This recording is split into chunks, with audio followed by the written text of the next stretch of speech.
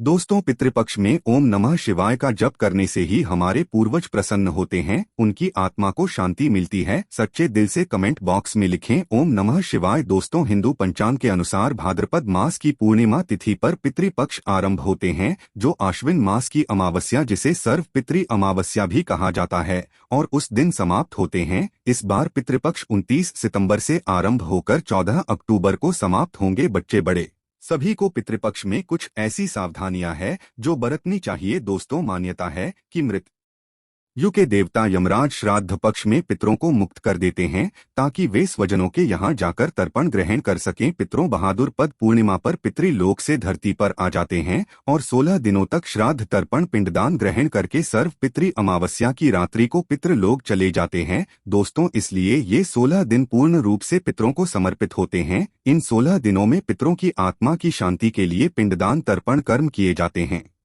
पितरों के लिए श्रद्धा से कुछ समर्पित करना ही श्राद्ध कहलाता है। ये 16 दिन पितरों को प्रसन्न कर पितरों की कृपा प्राप्त करने के लिए बहुत ही खास माने जाते हैं। दोस्तों, जैसा कि आप सभी जानते हैं कि पितृपक्ष के दौरान कोई भी शुभ और मंगल इंक कार्य नहीं किए जाते हैं। शास्त्रों में पितृपक्ष के कई नियम बताए गए हैं। अगर उन नियमों का पालन न किया जाए तो इससे पितृदोष लगता है, पितृदेव नाराज हो जाते हैं। पितृपक्ष के दौरान शुभ और मांगलिक कार्य करने के साथ ही कुछ ऐसी चीजें भी होती हैं जिनका सेवन पितृपक्ष के दौरान भूलकर भी नहीं करना चाहिए। दोस्तों, पितृपक्ष पितरों को समर्पित होते हैं, इसीलिए इस दौरान भोजन का विशेष महत्व होता है। इस दौरान पितरों के लिए भोजन निकाला जाता है, ब्राह्मण भोज कराया जाता है और पंचबली भी दी जाती है। लेकिन शास्त्रों में कुछ ऐसी चीजों के बारे में बताया गया है जिन्हें पितृपक्ष के दौरान भूलकर भी नहीं खाना चाहिए। कुछ ऐसी चीजें हैं जिनका ना तो पितृपक्ष के दौरान सेवन करना चाहिए और ना ही पितरों को या ब्राह्मणों को इन चीजों का भोग लगाना चाहिए। दोस्त, तो ऐसे में हम जानते हैं कौन सी ऐसी चीजें हैं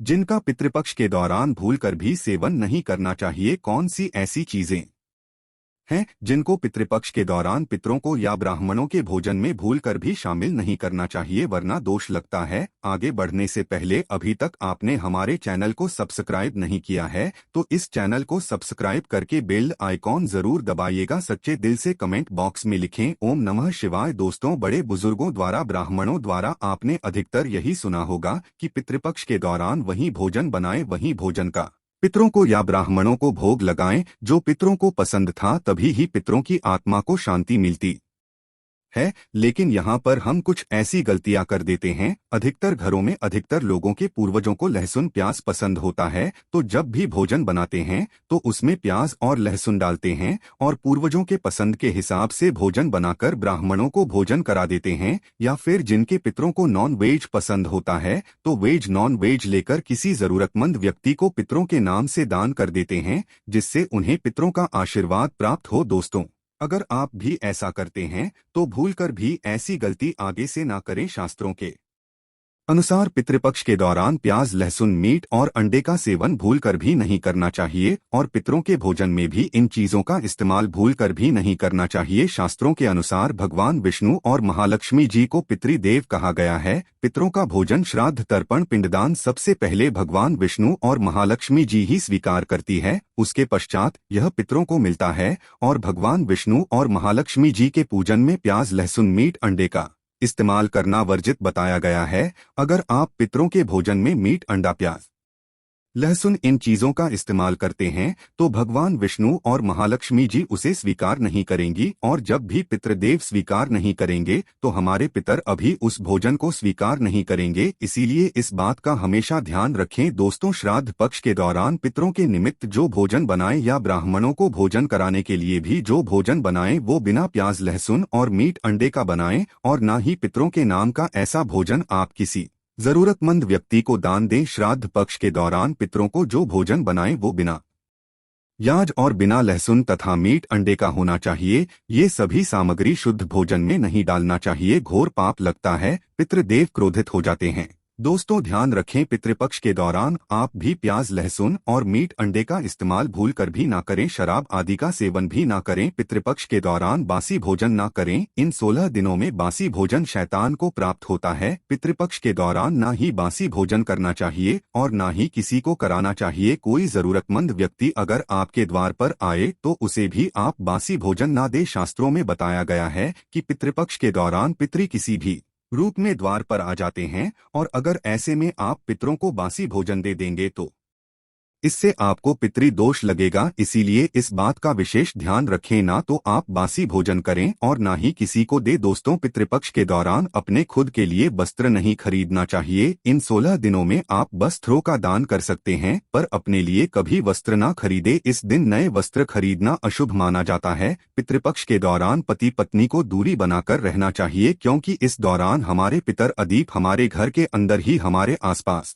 मौजूद रहते हैं और अगर आप ऐसा करेंगे तो हमारे पितर नाराज होकर चले जाएंगे। पितृपक्ष के दौरान घर में रोना नहीं चाहिए, इससे भी पितृ दोष लगता है। इन 16 दिनों के अंदर खुशी खुशी पितरों का स्वागत करना चाहिए, उनका आशीर्वाद प्राप्त करना चाहिए। दोस्त और पितृपक्ष में पितरों का भोजन बनाते समय भोजन में चावल, दाल या रोटी ना बनाएं। पितरों के लिए सदैव पक्का भोजन जैसे कि पूरी, कचौड़ी, पराठे इत्यादि आदि बनाए जाते हैं। हलवा पूरी बनाए जाते हैं, खीर आदि बनाई जाती है। पितरों को खीर बहुत पसंद आती है। खीर खाकर हमारे पितर हमें ढेरों आशीर्वाद देते हैं। पितृपक्ष के दौरान आप स्वयं दाल, चावल, रोटी आदि खा सकते हैं पर पितरों को ये चीजें ना दे। लेकिन याद रहे, पितरों को जो भोजन बनाएं, ब्राह्मणों को जो भोजन कराएं वो पक्का ही बनाएं, जैसे कि खीर, पूरी, मूंग दाल की कचौड़ी, दही, जलेबी। इन चीजों को आप बना सकते हैं। लेकिन याद रहे, पितृपक्ष के दौरान घर में मसूर की दाल नहीं खानी चाहिए। शास्त्रों में इसे वर्जित बताया गया है। दोस्तों मसूर की दाल के अलावा पितृपक्ष के दौरान काले नमक, काले जीरे का सेवन भी नहीं करना चाहिए और ना ही ब्राह्मण भोजन में इन चीजों को शामिल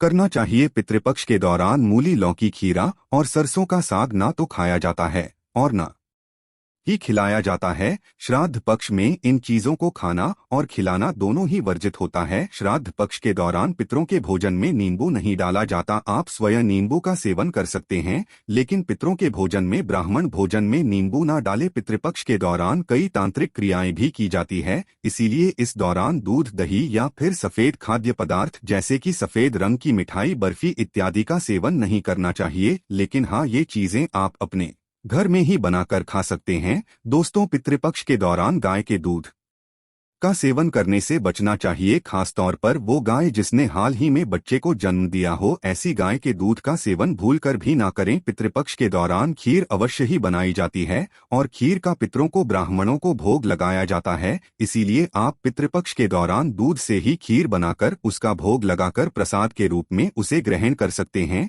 लेकिन खाली दूध का सेवन ना करें, यानी सीधे दूध का सेवन ना करें। पितृपक्ष के दौरान कड़ी बनाना और खाना भी वर्जित होता है, इस बात का विशेष ध्यान रखें। पितृपक्ष के दौरान कुल्थी की दाल का भी सेवन ना करें। दोस्तों ध्यान रखें, पितृपक्ष के दौरान आप पितरों के लिए जो भी भोजन बनाएं उस भोजन में आप अवश्य ही डालें। पितृपक्ष में जो पितरों का भोजन बनाएं, ब्राह्मणों को जो भोजन कराएं या पंचबली लगाएं या किसी जरूरतमंद व्यक्ति को पितरों के नाम से भोजन दें, उस भोजन में थोड़ी सी काले तिल अवश्य ही डालें। शास्त्रों के अनुसार जिस भोजन में काले तिल होते हैं वो भोजन पितरों ग्रहण करते हैं, लेकिन जिस भोजन में काले तिल नहीं होते हैं उसे भूत पिशाच ग्रहण करते हैं। इसीलिए इस बात का विशेष ध्यान रखें। दोस्त और पितरों के भोजन में काले तिल डालकर ही आप पितरों को भोग लगाएं। काले तिल भूत पिशाचों से श्राद्ध के भोजन की रक्षा करते हैं, इसीलिए इस बात का विशेष ध्यान रखें। पितृपक्ष के दौरान गलती से भी अपने पड़ोसियों का भोजन भी कभी नहीं खाना चाहिए। पितृपक्ष के दौरान उधार लिया गया पैसा अशुभ माना जाता है, इससे उल्टा कर्ज का बोझ और बढ़ जाता है।